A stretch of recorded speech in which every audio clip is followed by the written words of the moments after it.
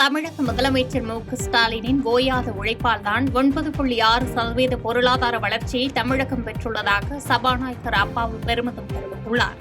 கன்னியாகுமரி மாவட்டம் நாகர்கோவிலில் சபாநாயகர் அப்பாவு செய்தியாளர்களை சந்தித்து பேசினார். அப்போது பேசிய அவர், மதுரை முருக பக்தர்கள் மாநாட்டில் தமிழ்நாட்டில் உள்ள அனைத்து முருகன் கோயில்களிலும் தமிழில் மட்டுமே அர்ச்சனை செய்யப்பட வேண்டும் என்று தீர்மானம் நிறைவேற்றுவார்கள் என்று எதிர்பார்த்ததாகவும், ஆனால் அவ்வாறு தீர்மானம் நிறைவேற்றப்படாதது வருத்தம் அளிப்பதாகவும் தெரிவித்தார். இதனைத் தொடர்ந்து பேசிய அவர், தமிழக மின்சாரத்துறைக்கு அதானி நிலக்கரி கொடுப்பதாக ஒப்பந்தம் செய்யப்பட்ட நிலையில் சிசி திறன் குறைந்த நிலக்கரி வழங்கி அரசுக்கு 826 கோடி ரூபாய் இழப்பு ஏற்படுத்தியுள்ளதாகவும் மத்திய அரசின் தணிக்கைத்துறை தெரிவித்ததாக கூறினார். இதையடுத்து அதானி பிரதமர் மோடியின் நண்பர் என்பதால் இந்த ஊழலுக்கு காரணம் பிரதமர் என்று கூறலாமா எனவும் கேள்வி எழுப்பினார். மேலும் தமிழக முதலமைச்சர் மு.க.ஸ்டாலினின் ஓயாத உழைப்பால்தான் 9.6% பொருளாதார வளர்ச்சியை தமிழகம் பெற்றுள்ளதாக பெருமிதம் கொண்டார். நான் கூட மதுரை முருகன் மாநாட்டில் நான் நினைச்சது, ஒரு தீர்மானம் போடுவாங்க, முருக கடவுள் தமிழ் கடவுள், அவர்களுடைய எல்லா ஆலயங்களிலும் தமிழில்தான் அவருக்கு எல்லா அர்ச்சனையும் இருக்கு என்று நினைச்சேன். ஏமாற்றமாகிவிட்டது. அவர்கள் தமிழை ஒருபோதும் ஏற்றுக்கொள்ள மாட்டார். தமிழ்நாட்டுக்கு எந்த மூலதனத்தை கொண்டு வந்ததை நம்ம மறுத்தோம். அவருடைய மாண்புமிகு முதல்வருடைய முயற்சியினால்தான் இன்னைக்கு பொருளாதார வளர்ச்சி, வேலை வாய்ப்பு வந்திருக்கு. உலக அளவில் 9.69% பொருளாதார வளர்ச்சி தமிழ்நாட்டுக்கு வந்திருக்குன்னா தமிழக முதல்வருடைய அயராத உழைப்பு, நம்முடைய தொழில் வளர்ச்சி, அதுதான் இந்த நிலைக்கு நம்மளை கொண்டு வந்திருக்கு. இது கூட ஒப்பிடுவதற்கு எந்த மாநிலமும் தமிழ்நாட்டில் கிடையாது. குறிப்பா சொன்னா பாரதிய ஜனதா ஆட்சி செய்த எந்த மாநிலமும் தமிழ்நாட்டுக்கு இணை இல்லை. சீர்காழி சட்டநாதர் சுவாமி கோயிலில் அமைச்சர் கே.என். நேரு சுவாமி தரிசனம் மேற்கொண்டார். மயிலாடுதுறை மாவட்டம் சீர்காழியில் தருமபுரம் ஆதீனத்திற்கு உட்பட்ட சட்டநாதர் சுவாமி கோயில் உள்ளது. இந்த கோவிலுக்கு நகர்ப்புற வளர்ச்சித்துறை அமைச்சர் கே.என். நேரு வருகை தந்தார். இதனைத் தொடர்ந்து கோவிலை சுற்றியுள்ள பிரம்மபுரீஸ்வரர் சுவாமி, திருநிலை நாயகி அம்பாள், சட்டநாதர் சுவாமி, அஷ்ட பைரவர்கள் ஆகிய சாமி சன்னதிகளில் அமைச்சர் கே.என். நேரு சுவாமி தரிசனம் செய்தார். இதையடுத்து அவருக்கு கோவில் நிர்வாகம் சார்பில் பிரசாதங்கள் வழங்கப்பட்டது. இதனிடையே அமைச்சர் சுவாமி தரிசனம் செய்வது குறித்து அறிந்த திராவிட முன்னேற்றக் கழகத்தினர் மற்றும் பொதுமக்கள் அமைச்சர் நேருவுடன் புகைப்படம் எடுத்து மகிழ்ந்தனர்.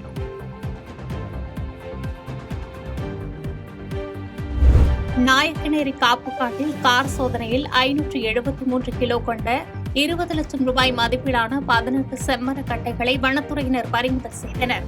திருப்பத்தூர் மாவட்டம் ஆம்பூர் அடுத்த மலை கிராமமான நாயக்கனேரி காப்புக்காட்டில் வெளி மாநிலங்களிலிருந்து செம்மரக்கட்டைகள் கடத்தி வருவதாக கிடைத்த ரகசிய தகவலின் பேரில் வனத்துறையினர் காப்புக்காட்டில் வன அலுவலர் பாபு மற்றும் வனவர் செந்தில் தலைமையில் தீவிர சோதனையில் ஈடுபட்டனர். சோதனையின் போது சந்தேகத்திற்கிடமாக வந்த வெளிமாநில பதிவெண் கொண்ட 3 கார்களை நிறுத்த முயன்றபோது 2 கார்களை மட்டும் நிறுத்திவிட்டு மற்றொரு காரில் 5 பேர் தப்பியுள்ளனர். இதனை அடுத்து போலீசார் காரில் இருந்த சுமார் 573 கிலோ கொண்ட 20 லட்சம் மதிப்பிலான 18 செம்மர கட்டைகளை வனத்துறையினர் பறிமுதல் செய்து சம்பவம் தொடர்பாக வழக்கு பதிவு செய்து செம்மரக்கட்டைகள் கடத்தியவர்கள் குறித்து தீவிர விசாரணை மேற்கொண்டனர். மேலும் போலீசார் நடத்திய விசாரணையில் தப்பியோடிய 2 பேர் ராமகிருஷ்ணன் மற்றும் முருகேசன் என்பதும் மற்ற 3 பேர் யார் என்பது குறித்து தீவிரமாக தேடும் பணியில் ஈடுபட்டு வருகின்றனர்.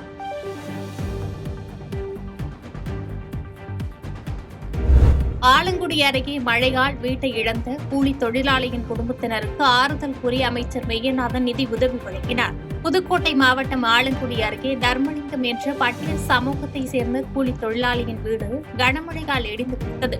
மேலும் வெளிப்புறமாக வீட்டின் சுவர் இடிந்து விழுந்ததால் அதிர்ஷ்டவசமாக அவரது குடும்பத்தினர் உயிர் தப்பினர். இந்நிலையில் சம்பந்தப்பட்ட வீட்டை பார்வையிட்ட தமிழக பிற்படுத்தப்பட்டோர் நலத்துறை அமைச்சர் மெய்யநாதன் அவரது குடும்பத்தினருக்கு ஆறுதல் கூறியதோடு நிதி உதவியும் வழங்கினார். மேலும் கூலி தொழிலாளி தர்மலிங்கத்திற்கு கலைஞரின் கனவு இல்ல திட்டத்தின் கீழ் உடனடியாக வீடு கட்டி கொடுக்கவும் திருவரங்குளம் ஒன்றிய வட்டார வளர்ச்சி அலுவலருக்கு உத்தரவு பிறப்பித்தார்.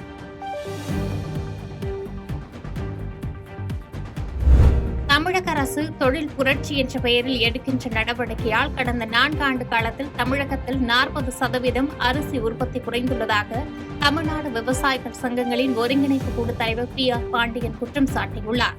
நாகர்கோவிலில் மலைத்தோட்ட விவசாயிகள் மாநாட்டில் பங்கேற்பதற்காக தூத்துக்குடி விமான நிலையம் வந்த விவசாய சங்கங்களின் ஒருங்கிணைப்பு குழு தலைவர் பி.ஆர். பாண்டியன் செய்தியாளர்களை சந்தித்தார். அப்போது பேசிய அவர், நெல்லை மாவட்டத்தில் விவசாயிகளிடமிருந்து கொள்முதல் செய்த நெல்லுக்கு 200 கோடி ரூபாய்க்கு மேல் பணத்தை பட்டுப்பாடா செய்யாமல் தமிழ்நாடு வாணிபக் கழகம் வஞ்சித்து வருவதாகவும் இந்த விஷயத்தில் பெருநிறுவனங்களை காப்பாற்ற தமிழக அரசு முயன்று வருவதாகவும் குற்றம் சாட்டினார். தொடர்ந்து பேசிய அவர், தமிழக அரசு தொழில் புரட்சி என்ற பெயரில் எடுக்கின்ற நடவடிக்கையால் கடந்த 4 ஆண்டு காலத்தில் தமிழகத்தில் 40% அரிசி உற்பத்தி குறைந்துள்ளதாக குற்றம் சாட்டினார். நெல் கொள்முதலில் தனியாரே NCCF என்று சொல்லக்கூடிய மத்திய அரசினுடைய தேசிய நுகர்வோர் கூட்டமைப்பு என்கிற பெயரில் தனியாரை அனுமதித்ததால் திருநெல்வேலி மாவட்டத்திலும் இதுவரையிலும் நெல்லை விற்பனை செய்த விவசாயிகளுக்கு பணத்தை பட்டுவாடா செய்யாமல் தமிழ்நாடு நுகர்பொருள் வாணிபக் கழகம் தொடர்ந்து புறக்கணித்து வருகிறது. இது வன்மையாக கண்டிக்கத்தக்கது. எனவே தமிழ்நாடு அரசு தனியாருக்கு கொடுத்த அனுமதியை ரத்து செய்ய வேண்டும் என்று போராடி அதற்கான முடிவுகள் எடுக்கப்பட்டது. ஆனால் தமிழ்நாடு அரசு அந்த தனியாரை காப்பாற்றுவதற்கு முயற்சிக்கிறதை தவிர நெல்லை விட்டுவிட்டு பணம் கிடைக்காமல் கடனை திரும்ப செலுத்த முடியாமல் பாதிக்கப்பட்டிருக்கிற விவசாயிகள் நலனை பாதுகாப்பதற்கு முன்வரவில்லை. இது வன்மையாக கண்டிக்கத்தக்கது. தொடர்ந்து இன்னும் 200 கோடி ரூபாய்க்கு மேல் விவசாயிகளுக்கு பணம் கொடுக்க வேண்டியிருக்கிறது. மறு அறுவடைக்கு தயாராகிவிட்டார்கள். சென்ற சாகுபடிக்கு வாங்கிய கடன் கூட இன்னை வரையிலும் கொடுக்க முடியாமல், அதற்கான தொழிலாளர்களுக்கான கூலி கூட கொடுக்க முடியாமல் விவசாயிகள் பாதிக்கப்பட்டிருக்கிறார்கள். முதலமைச்சர் இது குறித்து உரிய விளக்கமளிக்க முன்வர வேண்டும், நடவடிக்கை எடுத்து விவசாயிகளை பாதுகாக்க முன்வர வேண்டும் என்று வலியுறுத்துகிறேன். மதவெறியின் மூலம் திருப்பரங்குன்றம் மலையை மட்டுமல்ல மதுரையையும் பிளவுபடுத்த மதவாத சக்திகளுக்கு இடமளிக்க மாட்டோம் என நாடாளுமன்ற உறுப்பினர் சு. வெங்கடேசன் தெரிவித்துள்ளார். மதுரை திருப்பரங்குன்றம் பேருந்து நிலையத்தில் மார்க்சிஸ்ட் கம்யூனிஸ்ட் கட்சி சார்பில் மோடி அரசின் மக்கள் விரோத நடவடிக்கைகளை கண்டித்தும் தமிழ்நாடு அரசு மக்கள் நலத்திட்டங்களை தொடர்ந்து நடைமுறைப்படுத்த வலியுறுத்தவும் கூட்டம் நடைபெற்றது. இக்கூட்டத்திற்கு மாநில செயலாளர் சண்முகம், மதுரை நாடாளுமன்ற உறுப்பினர் சு. வெங்கடேசன் உள்ளிட்டோர் கலந்து கொண்டனர்.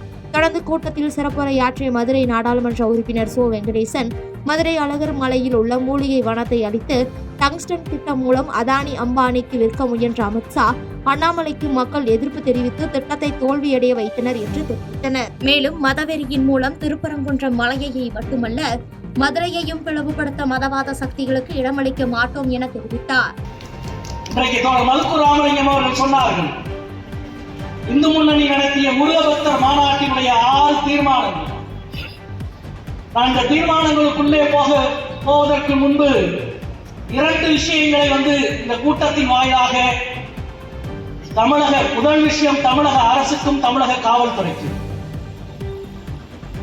இந்து பக்தர்கள் மாநாடு என்ற பெயரில் இந்து முன்னணி நடத்திய மாநாட்டிலே ஒரு தீர்மானம் சொல்கிறது, இந்த மலைக்கு மேலே இருப்பது சிக்கந்தர் தர்கா அல்ல, சிக்கந்தர் தர்கா கோரிப்பாளையத்தில் இருக்கிறது, இது வெறும் கட்டிடம், இது சிக்கந்தர் தர்கா அல்ல என்று இந்து முன்னணியினுடைய மாநாட்டிலே போடப்பட்ட அதிகாரப்பூர்வமான தீர்மானம். ஒரு மத வழிபாட்டு சின்னத்தை அது அதற்குரிய சின்னம் அல்ல என்று மதப்பதமையை மத வெறுப்பை வெளிப்படையாக உருவாக்குகிற ஒரு தீர்மானம் நிறைவேற்றப்பட்டு 4 நாள் ஆகிவிட்டது. இன்றைக்கு வரை மதுரை தமிழ்நாடு காவல்துறை ஏன் அவர்கள் மீது வழக்கு பதிவு செய்யவில்லை என்ற முதல் கேள்வியை நாங்கள் இங்கே முதலில் எழுப்ப விரும்புகிறோம். மாட்டு ஒரு தீர்மானம் போடுவாரா?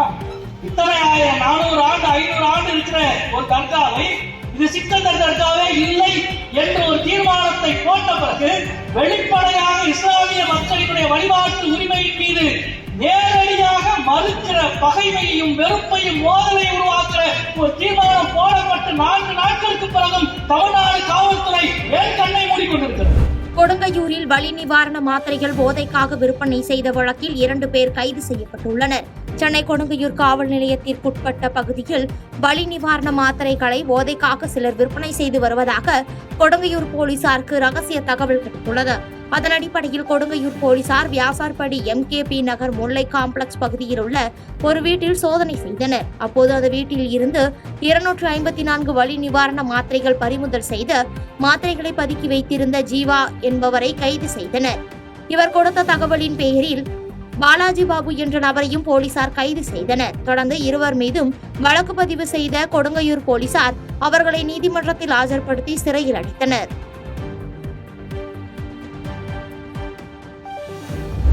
மயிலாடுதுறை நீடூரில் இளைஞரை வெட்டி படுகொலை செய்த வழக்கில் 3 பேர் கைது செய்யப்பட்டுள்ளனர். மயிலாடுதுறை அருகே நீடூர் மாதா கோவில் தெருவைச் சேர்ந்தவர் முகமது ஹாலிக். இவரை கடந்த 24ஆம் தேதி இருசக்கர வாகனத்தில் வந்த 2 நபர்களில் ஒருவர் பட்டாக்கத்தியால் வெட்டியதில் மருத்துவமனையில் சிகிச்சை பலனின்றி முகமது ஹாலிக் உயிரிழந்தார். இதுகுறித்தான சிசிடிவி காட்சிகள் வெளியாகி பரபரப்பை ஏற்படுத்தியிருந்த நிலையில் மயிலாடுதுறை டிஎஸ்பி பாலாஜி தலைமையில் 7 தனிப்படையில் அமைக்கப்பட்டு தீவிர விசாரணை மேற்கொண்டு வந்தனர். இந்நிலையில் ஹாலிக்கை கொலை செய்த சரண்ராஜ், விஜய், தில்லையாடியைச் சேர்ந்த விஜயகாந்த் ஆகிய 3வரை போலீசார் கைது செய்து தீவிர விசாரணை மேற்கொண்டு வந்த நிலையில் குற்றவாளிகள் நீதிமன்றத்தில் ஆஜர்படுத்தப்பட உள்ளனர்.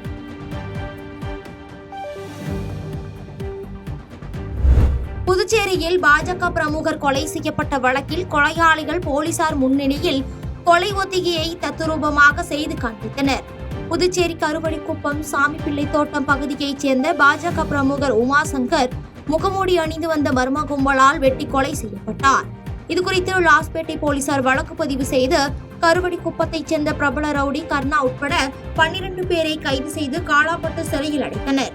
இந்நிலையில் கொலை வழக்கு சம்பந்தமாக நீதிமன்றத்தில் குற்றப்பத்திரிகை தாக்கல் செய்ய கொலை எப்படி செய்யப்பட்டது என்பது குறித்து செய்முறை விளக்க நிகழ்ச்சி நள்ளிரவு கருவடிக்குப்பம் கொலை நடந்த பகுதியில் நடைபெற்றது. தொடர்ந்து கைது செய்யப்பட்ட கொலையாளிகள் கர்ணா உள்ளிட்ட 9 பேரை சிறையில் இருந்து அழைத்து வரப்பட்டு எப்படி கொலை செய்தார்கள் என்பதை தத்ரூபமாக செய்து காண்பிக்க வைத்து போலீசார் அதனை வீடியோ பதிவு செய்தனர். நள்ளிரவில் திடீரென போலீசார் அப்பகுதியில் குவிக்கப்பட்டதால் பரபரப்பு ஏற்பட்டது.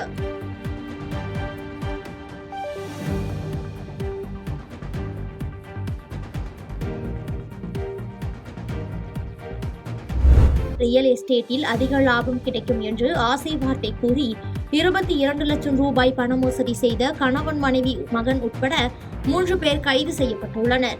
நாகை மாவட்டம் கீழ்வேலூர் பகுதியைச் சேர்ந்தவர் சரஸ்வதி.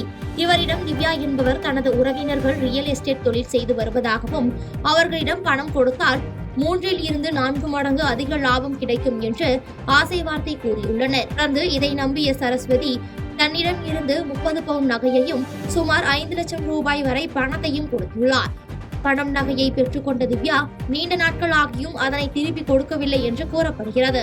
இதேபோல் கீழ்வேலூர் பகுதியைச் சேர்ந்த செந்தில்நாதன் உள்ளிட்டோரிடம் 22,65,000 ரூபாய் பணமும் 34 பவுன் தங்க நகையும் பெற்றுக்கொண்டு மோசடி செய்துவிட்டதாக கூறப்படுகிறது. இதுகுறித்து பாதிக்கப்பட்டவர்கள் அளித்த புகாரின் அடிப்படையில் மாவட்ட குற்றப்பிரிவு காவல் நிலைய போலீசார் வழக்கு பதிவு செய்து பணம் மற்றும் நகைகளை மோசடி செய்ததாக திவ்யா, பூபதி, அபிஷேக் ஆகிய 3 பேரை கைது செய்தனர். மேலும் அவர்களுக்கு உடந்தையாக இருந்த உறவினர்கள் உட்பட பலரை வலைவீசி தேடி வருகின்றனர்.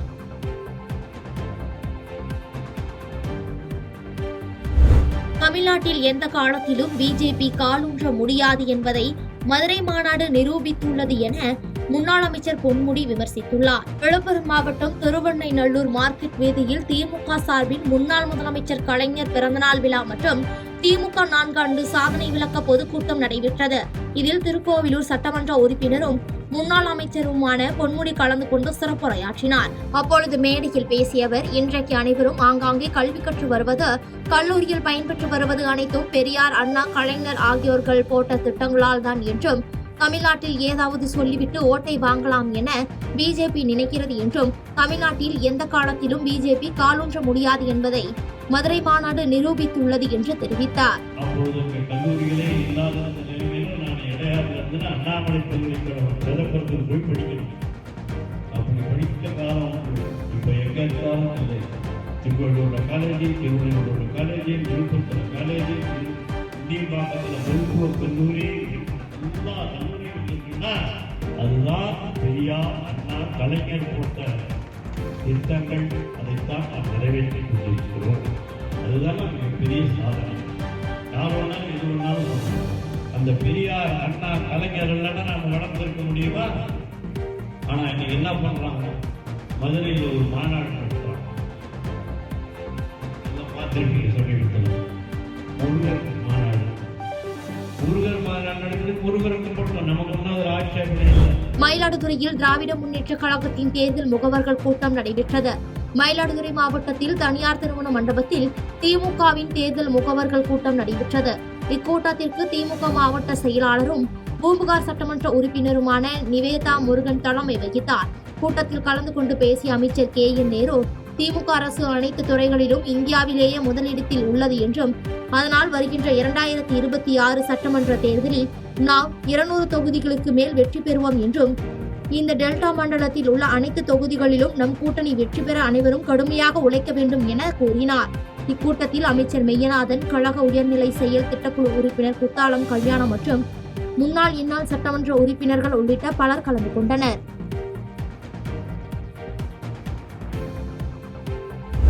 செஞ்சி அடுத்த வளத்திசார் பதிவாளர் அலுவலகத்தில் லஞ்ச ஒழிப்புத் துறையினர் சோதனையில் ஈடுபட்டனர். விழுப்புரம் மாவட்டம் செஞ்சி அடுத்த வளத்திசார் பதிவாளர் அலுவலகத்தில் பத்திரப்பதிவுக்கு லஞ்சம் பெறப்படுவதாக தொடர்ச்சியாக வந்த புகாரின் அடிப்படையில் லஞ்ச ஒழிப்புத்துறை அதிகாரிகள் வளத்திசார் பதிவாளர் அலுவலகத்தில் திடீர் சோதனையில் ஈடுபட்டனர். அப்போது சார் பதிவாளர் முருகன் உள்ளிட்டோரிடம் நடத்திய சோதனையில் அவர்களிடம் இருந்து கணக்கில் வராத 2,17,200 ரூபாய் பணம் கைப்பற்றப்பட்டது. இந்த சோதனையில் கைப்பற்றப்பட்ட பணம் தொடர்பாக 6 பேருக்கும் கடிதம் அனுப்பி விளக்கம் கேட்கப்படும் என லஞ்ச ஒழிப்புத்துறை சார்பில் தெரிவிக்கப்பட்டுள்ளது. இந்த சம்பவம் அப்பகுதியில் பெரும் பரபரப்பை ஏற்படுத்தியுள்ளது.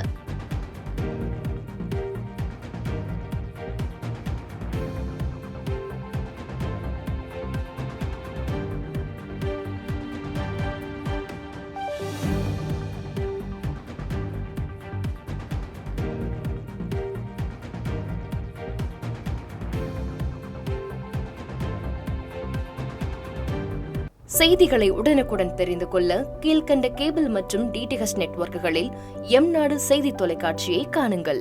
பாதகம் செய்பவரை கண்டால் நாம் பயம் கொள்ளலாகாது பாப்பா. மோதி மிதித்து விடு பாப்பா, அவர் முகத்தில் உமிழ்ந்து விடு பாப்பா. அண்மை செய்திகளை உடனுக்குடன் தெரிந்து கொள்ள இணைந்திருங்கள் எம்நாடு தொலைக்காட்சியுடன்.